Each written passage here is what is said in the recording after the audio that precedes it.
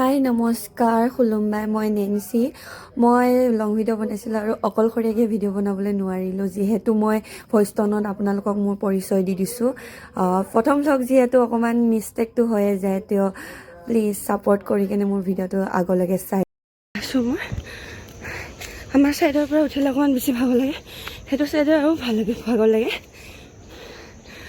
লগত বাঘ গৈ আছে কি কামত গৈ আছোঁ আপোনাক গম পাব বহুত দিনৰ মূৰত উঠিলে এনেকৈ ফেফনি উঠে আমাৰ অলপমান তলত যে ওপৰত বহুত উঠিব লাগে এইটো আমাৰ পাহাৰ ওপৰৰ সৰু নামঘৰ গৈ আছোঁ আমাৰ যোনটো মন্দিৰত মানুহবোৰ পূজা কৰিবলৈ আহিবলৈ ৰাস্তাটোৰ বাবে প্ৰব্লেম পায় ভাগৰৰ ফেফনি উঠি গৈছে গাইছ তো সেইটো কাৰণে এইখিনি মানে আমাৰ পিছজা ডাঙৰীয়াক ৰিকুৱেষ্ট কৰি ৰাস্তাখিনি বনাবলৈ অনুগ্ৰহ কৰিছে চবে মিলি ৰাইজৰ মানুহে কাৰণ এই মন্দিৰটো বহুত ভক্ত আহে গণেশ পূজাৰ টাইমত আৰু আমাৰ গণেশ পাহাৰবাসীবোৰো বহুত প্ৰব্লেমৰ সন্মুখীন হ'বলগীয়া হয় মাতাচৰি আহি পূৰা উপস্থিত গাইছ আপোনালোকে দেখিব পাৰে মানে আগতে বনাইছে বহুত আমাৰ গাঁৱৰ মানুহবোৰে ট্ৰাই কৰিছিলে ভালদৰে বনাই ৰাখিবৰ কাৰণে আগতেও বহুত চেষ্টা কৰিছিল কিন্তু নহ'লগৈ বাৰিষা দিনত মাটি খহি যায় আৰু পাহাৰ জেগাটো এইটো প্ৰব্লেম বিশেষকৈ থাকে চাব পাৰি কিমান ডেঞ্জাৰাছ হৈ যায় আমাৰ ৰাইজৰ মানুহবোৰ হয় ফিটা কাটিছে মোৰ অহাত দেৰি হ'ল আমাৰ উদ্ধনি কৰিছে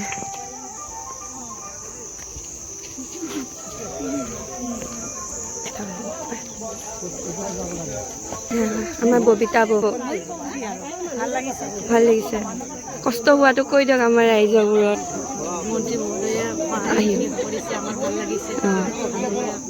থেংক ইউ কৈ দিয়ক দিয়ক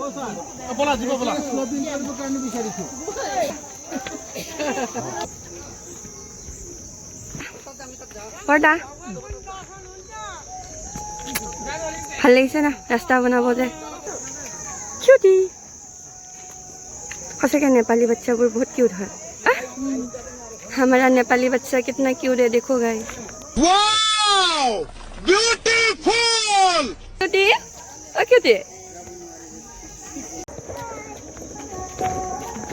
পূজাৰী বাইদেউ মামা পূজাৰী বাইদেউ আমাৰ কৃষ্ণ দেখিছে কিমান প্ৰব্লেম হয় আমাৰ ৰাস্তাৰ কাৰণে লাঠি লৈ বগাব লগা হৈছে আমাৰ পূজাৰী বাইদেউ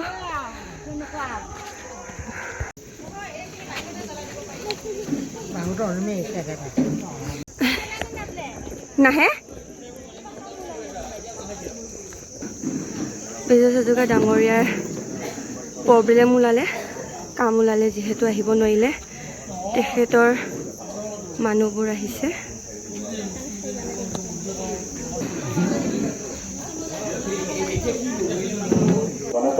মেৰা মামা শ্ৰী আমাৰ মাজত উপস্থিত থাকি তিৱাৰা সাহিত্য পৰিষদৰ মনোনীত সদস্য শ্ৰী গণেশ মন্দিৰ পৰিচালনা সমিতি লগতে সমগ্ৰ গণেশপুৰা গাঁওবাসীৰ হৈ আন্তৰিক অভিনন্দন তথা শুভেচ্ছা জ্ঞাপন কৰিছোঁ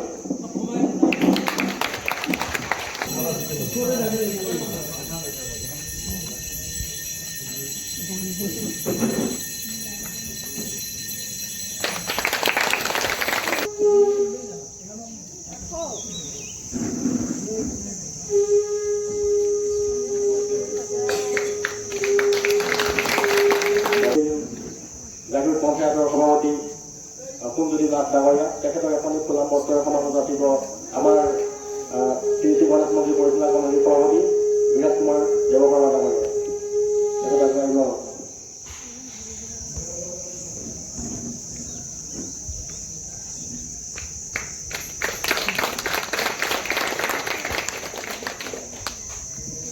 আঞ্চলিক পঞ্চায়তৰ সভানেত্ৰী জোকা দাস ডাঙৰীয়া তেখেতৰ এখনি খোলা পত্ৰৰ সমাজত উঠাইছোঁ অমল জাতিব চহৰীয়া ডাঙৰীয়া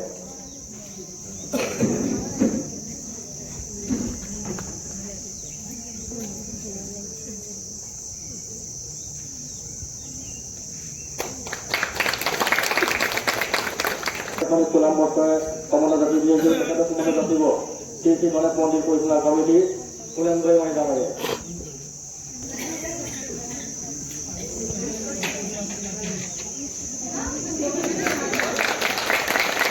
ধন্যবাদ। আৰু এই জেগতে অকণমান আমাৰ সমস্যা আছে দুআষাৰ ক'বই নেকি? আমাৰ বিশেষকৈ আমাৰ খোৱা পানীখিনি মেইন সমস্যা, আমাৰ ৰাস্তাটো মেইন সমস্যা, এই আৰু লগতে আমাৰ যিখিনি আমাৰ খিলঞ্জীয়া ভূমিপুত্ৰ আছে ইয়াত যিখিনি বসবাস কৰি আছে সকলোৱে যাতে আমাৰ ইয়াত নিগাজীৱী থাকিব পৰা এটা ব্যৱস্থা কৰি দিব লাগে, যাতে ভূমিপুত্ৰৰ এটা ব্যৱস্থা কৰি দিলে সুনিশ্চিত হ'ব বুলি আমি আশা কৰোঁ।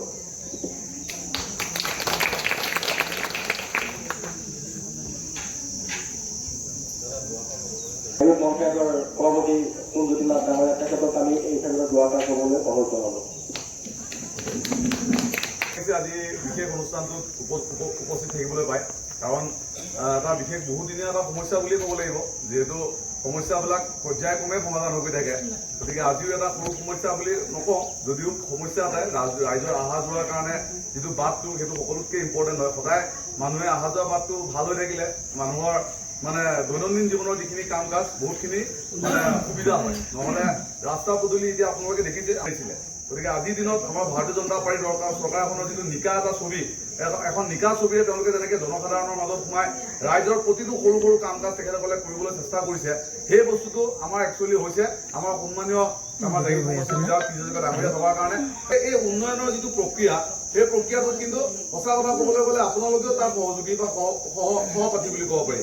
কাৰণ কিয় আপোনালোকে যদি ভোট নিদিলে হয়, আপোনালোকে যদি চৰকাৰখনক আগুৱাই নিদিলে হয়, তে আজি চৰকাৰখনে ইমানখিনি কাম কৰা মানে ন্যায় পক্ষত থাকি সত্যৰ পক্ষত থাকি কাম কৰাৰ সুবিধা নাপায়। প্ৰতিনিধি বহুত থাকে, প্ৰতিনিধি বহুত আহে বহুত যায়, ৰাইজৰ প্ৰতিনিধি বহুত আহে বহুত যায়, কিন্তু প্ৰতিনিধিজনে অন্তৰেদি যে ৰাইজৰ হৈ কাম কৰিম বুলি ভাবিব তেতিয়া ৰাইজৰ কাম হয়। আৰু সেইকাৰণে আজি ইমান ধুনীয়াকৈ আপোনালোকে সকলোৱে উপস্থিত আছে, আৰু তেখেতকো সাহস দিব যাতে আৰু তেখেতে আৰু ভালদৰে কাম কৰিব পাৰে। আৰু পুনৰ এই মন্দিৰৰ যিখিনি কাম হৈছে, মই আহিছিলোঁ যোৱা বছৰ আহিব পৰা নাই, তাৰ আগৰ বছৰ মই আহিছিলোঁ, মন্দিৰটো যথেষ্টখিনি ভাল হৈছে। মই আহি তেতিয়া মন্দিৰটোৰ অৱস্থা অলপ বেয়া আছিলে। গতিকে ভাবোঁ যে এটা ধুনীয়া জেগাত আছে, পৰিৱেশটো ধুনীয়া, খুব ধুনীয়া। খালি মাটি কাগজ পাতি কি আছে এতিয়া তেওঁ কৈছে যে মাটিখিনিৰ কাৰণে তেখেতে অলপমান কৰি দিব লাগে, কিন্তু মাটি কাগজ পাতিখিনি একচুৱেলি আমি বৰ ভালকৈ বুজি নাপাওঁ। সেইটো চাৰ্কুল অফিচত কি ধৰণৰ মাটিৰ হিচাপ কিতাপ থাকে বা মণ্ডল অফিচত কি ধৰণৰ ব্যৱস্থা লাগে, সেইটো এটা আলোচনাৰ মাজেৰে নিশ্চয়কৈ সেইটো প্ৰক্ৰিয়াৰ মাজেৰে যাব। কিন্তু এইটোৱে কওঁ যে আজি এটা ধুনীয়া কাম এটা হৈছে। গতিকে মই পুনৰবাৰ খগেন দাস ডাঙৰীয়াক আন্তৰিক ধন্যবাদ জনাইছোঁ, আৰু আপোনালোকে আজি উপস্থিত থাকি তেখেতক সাহস দিয়াৰ কাৰণে আপোনালোকক অন্তত ধন্যবাদ আৰু কৃতজ্ঞতা জনাই মোৰ দুআষাৰ ইয়াতে সামৰণি মাৰিছোঁ। মই নিজৰ পৰিচয় দিলোঁ, বাৰে বাৰে কৈ আছে আঞ্চলিক পৰিষদৰ সভানেত্ৰী। মই একচুৱেলি আঞ্চলিক পৰিষদৰ সভানেত্ৰী নহয়, মই দেওঘাট জিলা পৰিষদৰ প্ৰাৰ্থী, দেওঘাট জিলা পৰিষদ সদস্য হয় মই দীপা দাস। চিনি পাই চাগে মোক আপোনালোকে, বাৰে বাৰে ভুল কৈ আছে, কথা একো নাই। আজি এই সভাত মই পোনপ্ৰথমে মই খগেন দাস ডাঙৰীয়াক ধন্যবাদ জ্ঞাপন কৰিছোঁ। যেতিয়া আমি প্ৰথম ইয়াতে উঠি আছোঁ ওপৰেদি ইমান কষ্ট লাগিছে, মই এটা কথা চিন্তা কৰি আছোঁ যে আপোনালোকে এনেকৈ কিমান কষ্ট কৰে, ইয়াত আহিবলৈ কিমান কষ্ট হয়। এই খগেন দাস ডাঙৰীয়াই ইমান মানে তেখেতৰ সঁচাকৈ আজি অন্তৰৰ পৰা ধন্যবাদ জ্ঞাপন কৰিছোঁ যে তেখেতে আপোনালোকৰ কষ্টটো বুজি পাইছে। আজি চাওক ইমান দিনৰ আপোনালোকৰ কষ্ট যে ওপৰত উঠিব লাগে নামিব লাগে, সেইটো কষ্টটো আপোনালোকে এতিয়া শেষ হ'ব। ইয়াৰ আগত এই মন্দিৰত যেতিয়া মই পুনাদা আৰু বিকাশ দাস জৰিয়তে ইয়াতে উপস্থিত হৈছিলোঁ, আকৌ মাননীয় মন্ত্ৰী মহোদয়ক মই যেতিয়া কৈছিলোঁ যি ইয়াত অন্ততঃ ৰাস্তাটোৰ কাৰণে 5 লাখ টকা ধৰিব লাগে, তেতিয়া আজি বা 2 বছৰ আগত তেতিয়া মাননীয় মন্ত্ৰী পি.জি. হাজৰিকা ডাঙৰীয়াই কৈছিল ইয়াত 5 লাখ টকাত একো নহ'ব, 5 লাখ টকাত একো নহ'ব। আৰু সেইখিনি সময়ত স্কিমৰ একদম এণ্ডিং সময়। হাই এটা দি দিয়ক। মামা ক'ব লাগিব ন, বহুত কষ্ট কৰিছে আপোনালোকে। আপুনিও কৈ দিয়ক এটা হাই। নেনি মাহী চবে ছাবস্ক্ৰাইব কৰি দিবি দে মোৰ ইউটিউব চেনেলত। তাত দি দিম, আপোনালোকৰ গ্ৰুপত দি দিব, আপোনালোকে ছাবস্ক্ৰাইব কৰি দিব, চবকে দেখাম কৰি দিম। पैसा ही पैसा होगा।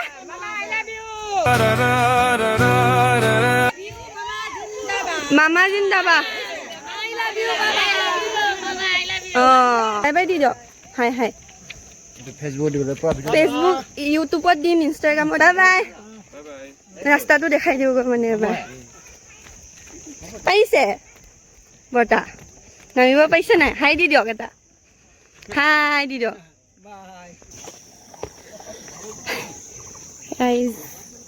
বোৰে চাবলৈ পাৰে কিমান ডেঞ্জাৰাছ হয় আপোনালোকে ভিডিঅ'ত ফিল নকৰিব পাৰে কিন্তু মানে আপোনালোকে ৰিয়েলত আহিলে গম পাব পাৰে ভাবি চাওক এইখিনি মাটি যদি অভাৰ সৰে বাৰিষা কালত এই মানুহ ঘৰৰ কি অৱস্থা হ'ব পাৰে খৰিটো গ'লেই আধা আপোনালোকে চাব পাৰে